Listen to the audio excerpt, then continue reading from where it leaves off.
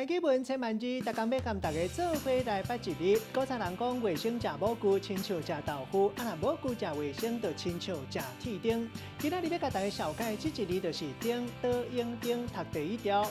钉是铁机器具的名，咱讲铁钉。一般名词读做钉，啊若动词读做钉，代表讲用钉啊，互物件条咧固定，咱讲钉条。另外果子若是喷点，就有人讲钉点。